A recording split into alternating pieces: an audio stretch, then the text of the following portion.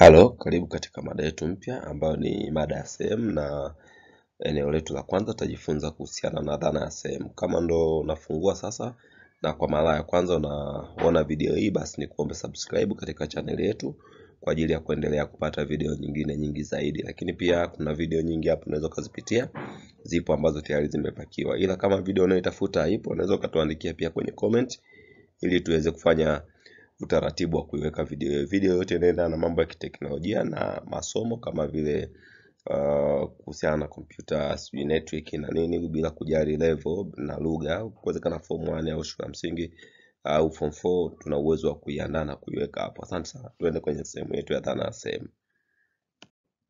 Katika eneo hili tutajifunza kuhusiana na dhana ya sehemu, na unatakiwa kufahamu maeneo yote ambayo yanaendana na sehemu. Kwenye eneo hili tuangalie sehemu yetu ya kwanza, ambapo tuna sehemu hiyo ambapo tunasema ni A, B juu ya C. Hiyo sehemu tunasema ni A, B juu ya C. Kwa wale ambao wanasoma English medium, hiyo tunaita ni mixed fraction, kwa maana ya sehemu mchanganyiko. Kwenye hii sehemu A tunaita ni namba mzima, B tunaita ni kiasi, na C tunaita ni asili. Kwa hiyo ukiwa umepewa sehemu, unatakiwa ujue ile namba iliyoandikwa peke yake inaitwa namba mzima, ile namba ya juu inaitwa kiasi, na ile namba ya chini inaitwa asili. Tutaangalia huko mbele kwa muktadha zaidi. Lakini pia wakati unakuwa na sehemu hiyo ambayo tunaita sehemu mchanganyiko, kanuni inatakiwa iwe A, B na C zisiwe sawa na sifuri. A, B na C zisiwe sawa na sifuri. Fasili yake ni nini? Kwenye namba hizo ulizopewa hapo A, B na C, hakuna namba yoyote inatakiwa kuwa ni sifuri. Hakuna namba yoyote ambayo inatakiwa kuwa ni sifuri. Maana yake ndio utapata sehemu ya namna hiyo. Tuangalie sehemu ya pili. Tumepewa 4, 2 juu ya 3. 4, 2 juu ya 3. Fasili yake ni nini? Ile A ndio huku ni 4. Ile B ndio huku ni 2. Na ile C huku imeonyeshwa kama namba 3. Kwa hiyo kile tulichopewa kwenye herufi tumeletewa kwenye muundo wa namba. Kwa hiyo 4 ni namba mzima, 2 ni kiasi, na 3 ni asili. Tuchukue mfano mdogo kwamba mama amekupa anafanya biashara, amekuachia genge, amekwambia kwenye lile genge lake au duka lake kuna samaki 13. Kuna samaki 13. Akakwambia fungu moja la samaki linatakiwa liwe na samaki 4. Fungu moja la samaki linatakiwa liwe na samaki 4.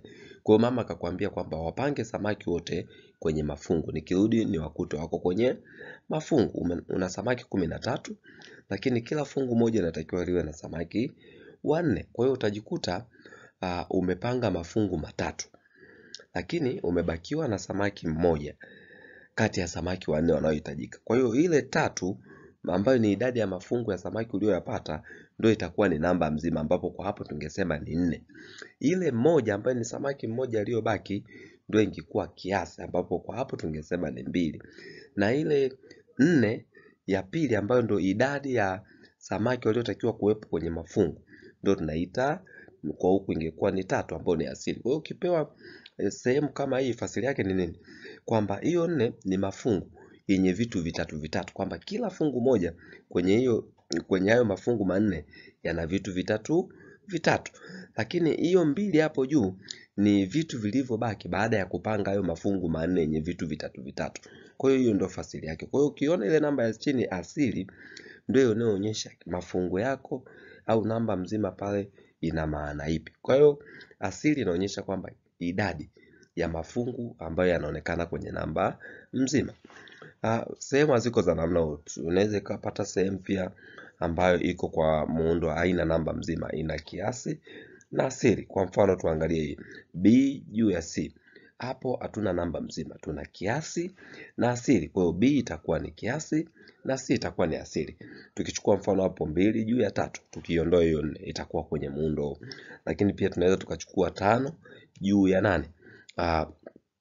Hiyo pia ni 5, maana yake ni kiasi na 8 ni asili. Lakini pia inaweza ikawa 8 juu ya 5, itakuwa pia 8 ni kiasi na 5 itakuwa ni asili. Kwa hiyo kwenye mantiki ya sehemu ya ujumla tunatakiwa kufahamu kuwa sehemu imeundwa na vitu vitatu.